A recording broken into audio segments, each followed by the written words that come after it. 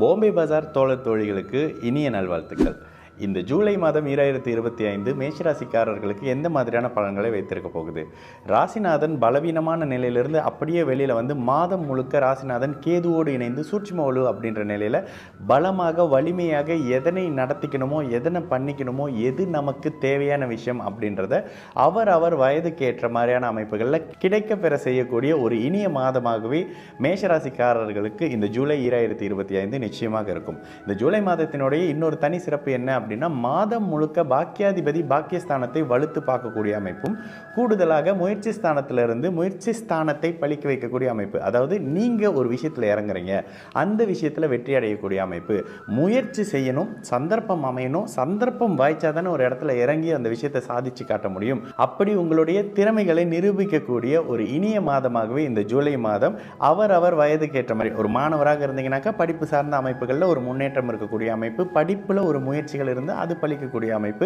இளைய பருவத்தினராக இருக்கீங்க, மத்தியம வயதில் இருக்கீங்க அப்படின்னா வேலை இடங்களில் இருந்து வந்த மன அழுத்தங்கள் அப்படியே படிப்படியாக குறையக்கூடிய அமைப்பு. ஆனாலும் இந்த விரய சனி அப்படின்ற அமைப்புகளில் 12ஆம் பாவகத்தை சனி வரும்பொழுது ஒரு மாதிரியான நைட்டில் தூக்கத்தை கெடுக்கிற சில விஷயத்தை செய்வார். அதாவது வேலை இடங்களில் சிறு பிரச்சனைகள், உங்களுக்கு எதிரான சில பொலிட்டிக்ஸ் நடக்கிறது, அந்த மாதிரியான வருமானம் சார்ந்த அமைப்புகளில் கொஞ்சம் சுணக்கங்களை ஏற்படுத்தக்கூடிய அமைப்பு, விரயங்களை சற்று கட்டுக்கள் இல்லாமல் அதிகப்படுத்தக்கூடிய அமைப்பு அப்படின்ற மாதிரியான விஷயங்கள் இருந்தாலும் 9ஆம் இடத்துக்கு குருவின் பார்வையும் 11ஆம் இடத்துக்கு இருக்கக்கூடிய குருவின் பார்வையும் உங்களுடைய எதிரிகளை கட்டுக்குள்ள வைக்கக்கூடிய அமைப்பு, பிரச்சனைகளை எப்படியும் சமாளித்து அதிலிருந்து வெளியில் வரக்கூடிய அமைப்புன்ற மாதிரியான ராசியின் ராஜயோகாதிபதிகள் வலுத்து இருக்கக்கூடிய ஒரு அமைப்பு அப்படின்னு சொல்லிடலாம். கூடுதலாக உங்களுடைய 5ஆம் அதிபதி சூரியன் மாத பிற்பகுதியில் அந்த வீட்டுக்கு அப்படியே 12ஆம் அமைப்புகளில் மறையக்கூடிய அமைப்பு, குழந்தைகளுக்காக செலவு வரக்கூடிய அமைப்பு, மாணவர்களாக இருக்கிற பட்சத்தில் அவங்களுக்கு படிப்புக்காக வெளிநாடோ வெளிமாநிலமோ அமைக்கக்கூடிய அமைப்பு, திருமண வயதில் இருக்கிறவங்களுக்கு திருமணம் மாதிரியான சுபவிரயங்கள் செய்யக்கூடிய அமைப்பு அப்படின்ற மாதிரியான விரய அமைப்புகள் இருக்கக்கூடிய காலகட்டம்.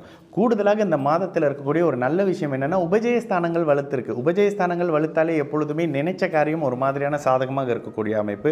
நல்ல விஷயம் என்ன அப்படின்னா, இவ்வளவு நாள் கடந்த ஒரு 8 மாதமா அப்படி ஒன்றும் மேஷராசிக்காரங்களுக்கு எதுவும் சாதகமான நிலை இல்லை.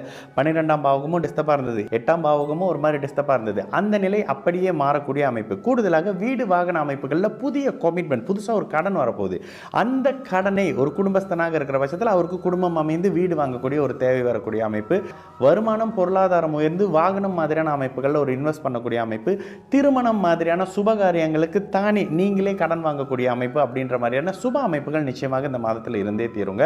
எப்பொழுதுமே இயல்பாக குரு வலுத்து ஒரு மாதிரியான அமைப்புகளை 7ஆம் இடத்தை பார்க்குறாரு அப்படின்னாலே, 3ல் இருக்கக்கூடிய குரு கண்டிப்பாக 7ஆம் இடத்தை பார்ப்பார். அப்போ குறிப்பாக 7, 11ஆம் பாவகங்கள் திருமணம் சார்ந்த அமைப்புன்றதுனால குடும்பம் அமைவதற்கான, வாழ்க்கை துணை கிடைப்பதற்கான, புதிய ஒரு நட்பு அப்படியே காதலாக மாறக்கூடிய அமைப்பு அப்படின்னு எதனை எதிர்பார்க்குறீங்களோ அவர் வயதுக்கு ஏற்ற மாதிரியான நன்மைகள் அப்படியே கிடைக்கக்கூடிய அமைப்புங்க. 7ரை சனியின் தாக்கம் சற்று இருந்தாலும் கூட 11ஆம் இடத்துல இருக்கக்கூடிய ராகு அதனை கட்டுக்குள்ள வைக்கக்கூடிய அமைப்பு. கூடுதலாக உங்களுடைய ராசியின் ராஜயோகாதிபதிகள்னு சொல்லப்படக்கூடிய செவ்வாய், சூரியன், சந்திரன், குரு எல்லாருமே ஒரு மாதிரியான வலிமையான நிலையில் இருக்கக்கூடிய அமைப்புன்றதுனால இந்த ஜூலை மாதம் மேஷராசிக்காரர்களுக்கு எதனையும் சமாளிக்கக்கூடிய, எதிலையும் சாதிக்கக்கூடிய வாய்ப்புகளையும் சந்தர்ப்பங்களையும் உருவாக்கி கொடுக்கக்கூடிய ஒரு அமைப்புன்னு இருக்கும்.